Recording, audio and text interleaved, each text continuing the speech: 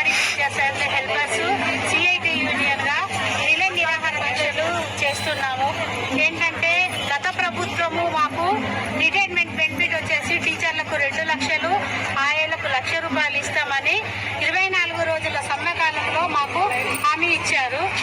ఈ ప్రభుత్వం వచ్చినాక మాకు ఆ హామీని అమలు చేయకుండా టీచర్కు 1 లక్ష రూపాయలు, 50,000 హెల్పర్కి ఇచ్చి మీరు రిటైర్మెంట్ అయిపోయింది ఇక మీరు వెళ్ళిపోండి అని మమ్మల్ని ఇంటికి పంపించే ప్రయత్నంలో ప్రభుత్వం ఉంది. కనుకనే మేము ఈ రోజు నుంచి రిలే నిరాహార దీక్షలు చేస్తున్నాము.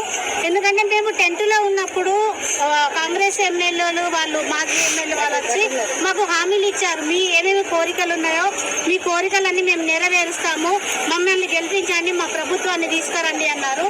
గద్దె మీదకి వచ్చిన కాంగ్రెస్ ప్రభుత్వము ఇప్పుడు మా సమస్యలన్నిటిని పట్టించుకోకుండా మమ్మల్ని ఈ రోడ్డు మీదకి తీసుకొచ్చే పరిస్థితి తీసుకొచ్చింది.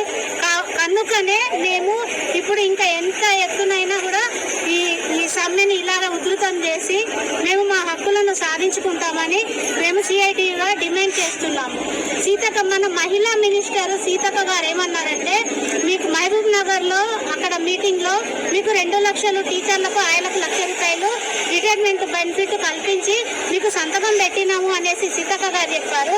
కానీ హుటాహుటిన జీవో నంబర్ 10ని విడుదల చేసి ఇంకా మీకు జీతాలే లేరు, మీరు ఇంటికాడ కూర్చోండి, మీరు ఇంటికాడ ఉండండి అనేసి ప్రభుత్వం చెప్తుంది.